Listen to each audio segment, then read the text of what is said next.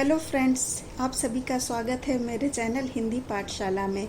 आज हम लोग कबीर दास जी की साखियाँ एवं शब्द के प्रश्नोत्तर को पढ़ेंगे। तो चलिए शुरू करते हैं। पहला प्रश्न है, मानसरोवर से कवि का क्या अभिप्राय है? तो इसका उत्तर है, मानसरोवर से अभिप्राय हमारे हृदय रूपी तालाब से है जो हमारे मन में स्थित है। चलिए दूसरा प्रश्न, कवि ने सच्चे प्रेमी की क्या कसौटी बताई है? तो यहाँ पर कबीर दास जी के अनुसार, कवि के अनुसार सच्चे प्रेमी की कसौटी यह है कि उससे मिलने पर मन की सारी मलिनता नष्ट हो जाती है। मतलब ईश्वर जब मिल जाते हैं तो मन की सारी मलिनता, गंदगी सारी नष्ट हो जाती है। तीसरा प्रश्न है, तीसरे दोहे में कवि ने किस प्रकार के ज्ञान को महत्व दिया है? तो तीसरे दोहे में कवि ने अनुभव से ज्ञान प्राप्ति को महत्व दिया है। चौथा प्रश्न है, इस संसार में सच्चा संत कौन कहलाता है? इस संसार में सच्चा संत वह है जो सांप्रदायिक भेदभाव, तर्क वितर्क और वैर विरोध के झगड़े में न पड़कर निश्चल भाव से प्रभु की भक्ति में लीन रहता है। मतलब वो सांसारिक भेदभाव, सांसारिक लफड़ों में नहीं पड़ता है, बल्कि भगवान को सच्चे मन से भक्ति करता है और भगवान की भक्ति में लीन रहता है।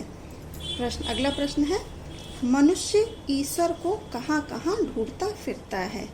तो आंसर है इसका, मनुष्य ईश्वर को देवालय यानी कि मंदिर, मस्जिद, काबा तथा कैलाश में ढूंढता फिरता है। तो बढ़ते हैं अगले प्रश्न की तरफ। प्रश्न है, कबीर ने ज्ञान के आगमन की तुलना सामान्य हवा से न कर आंधी से क्यों की? तो उसका उत्तर ऐसे है, सामान्य हवा में वातावरण को प्रभावित करने की क्षमता नहीं होती है, जबकि आंधी में व्यापक परिवर्तन की क्षमता होती है। इसी प्रकार ज्ञान रूपी आंधी में व्यापक परिवर्तन की क्षमता होती है। ज्ञान रूपी आंधी के आने से मनुष्य के मन में पड़ा हुआ अज्ञान, माया मोह रूपी पर्दा हट जाता है। छल कपट कूड़ा नष्ट हो जाता है। तत्पश्चात यानी कि उसके बाद मनुष्य का मन निर्मल होकर प्रभु की भक्ति रूपी वर्षा में भीग जाता है। तो बढ़ते हैं आगे अगले प्रश्न की तरफ। इस जो दोहा लिखा हुआ है इसका भाव स्पष्ट करना है। भाव स्पष्ट कीजिए। हित चित्त की द्वैथूनी गिरानी मोह बलिंडा टूटा। तो इसका उत्तर जो है उसको इस प्रकार से हम बोलेंगे, यहाँ ज्ञान रूपी आंधी आने के कारण मनुष्य के मन में स्थित स्वार्थ रूपी दोनों खंभे टूट गए हैं तथा मोह रूपी बल्ली गिर गई है। इसमें कामना रूपी छप्पर नीचे गिर गया है। उससे मन की सारी बुराइयां और अज्ञान नष्ट हो गया है और मन साफ हो गया है। तो बढ़ते हैं अगले प्रश्न की तरफ। आंधी पीछे जो जल बूटा, प्रेम हरि जन भीना। तो इसका अर्थ कुछ इस प्रकार से होगा। उत्तर है, ज्ञान रूपी आंधी के पश्चात भक्ति रूपी जल की वर्षा हुई, जिससे प्रेम में हरि के सब भक्त जो है भीग गए। अर्थात ज्ञान की प्राप्ति के बाद मन शुद्ध हो जाता है। अगला प्रश्न है, इस प्रश्न में काव्य सौंदर्य स्पष्ट कीजिए। तो क्या काव्य है? हस्ती चढ़िए ज्ञान को सहज दुलीचा डारी, स्वान रूप संसार है भूखन दे झकमारी। तो इसका उत्तर है, प्रस्तुत दोहे में कबीर दास जी ने ज्ञान को हाथी की उपमा तथा लोगों की प्रतिक्रिया को स्वान यानी कि कुत्ते का भौंकना कहा है। यह रूपक अलंकार का प्रयोग किया गया है। दोहा छंद का प्रयोग किया गया है। यहाँ सधुक्कड़ी भाषा का प्रयोग किया गया है।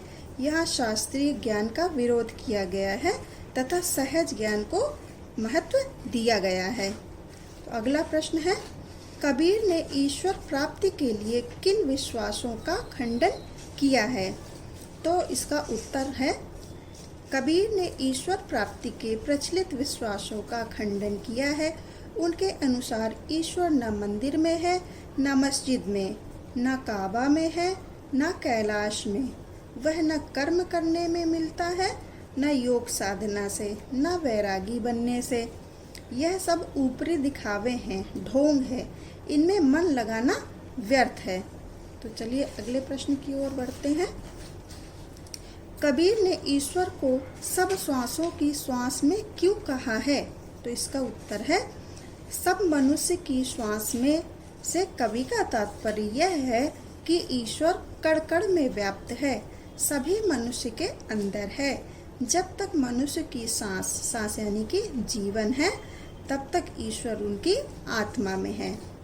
तो अगला प्रश्न है, ज्ञान की आंधी का भक्त के जीवन पर क्या प्रभाव पड़ता है? तो इसका उत्तर कुछ ऐसे है, ज्ञान की आंधी का मनुष्य के जीवन पर यह प्रभाव पड़ता है कि उसकी सारी शंकाएं और अज्ञानता का नाश हो जाता है। वह मोह के सांसारिक बंधनों से मुक्त हो जाता है, मन पवित्र तथा निश्चल होकर प्रभु की भक्ति में लीन हो जाता है। अगला प्रश्न है, अंतिम दो दोहों के माध्यम से कबीर ने किस तरह की संकीर्णता की ओर संकेत किया है? तो इसका उत्तर है, अंतिम दो दोहों के माध्यम से कबीर ने निम्नलिखित संकीर्णताओं की ओर संकेत किया है। का नंबर है, अपने अपने मत को श्रेष्ठ मानने की संकीर्णता और दूसरे धर्म की निंदा करने की संकीर्णता। खा है, ऊंचे कुल के अहंकार में जीने की संकीर्णता। तो अगले प्रश्न की तरफ चलते हैं। किसी भी व्यक्ति की पहचान उसके कुल से होती है या उसके कर्मों से? तर्क सहित उत्तर दीजिए। तो इसका उत्तर हम ऐसे लिखेंगे, किसी भी व्यक्ति की पहचान उसके कर्मों से होती है। आज तक हजारों राजा पैदा हुए और मर गए, परंतु लोग जिन्हें जानते हैं वे हैं राम, कृष्ण, बुद्ध, महावीर आदि। इन्हें इसलिए जाना गया क्योंकि ये केवल ऊंचे कुल से नहीं थे, बल्कि इन्होंने ऊंचे कर्म किए थे। इनके विपरीत कबीर, सूर, तुलसी बहुत सामान्य घरों से थे। इन्हें बचपन में ठोकरें भी खानी पड़ी, परंतु वे अपने श्रेष्ठ कर्मों के आधार पर संसार भर में प्रसिद्ध हो गए। इसलिए हम कह सकते हैं कि व्यक्ति की पहचान उसके कर्मों से होती है, न कि कुल से। मुझे उम्मीद है कि आप सभी को मेरा यह वीडियो अच्छा लगा होगा। अगर अच्छा लगा हो तो प्लीज़ लाइक करें, कमेंट करें और सब्सक्राइब करना बिल्कुल भी ना भूलें। मिलते हैं अगले वीडियो में, तब तक के लिए नमस्कार, धन्यवाद।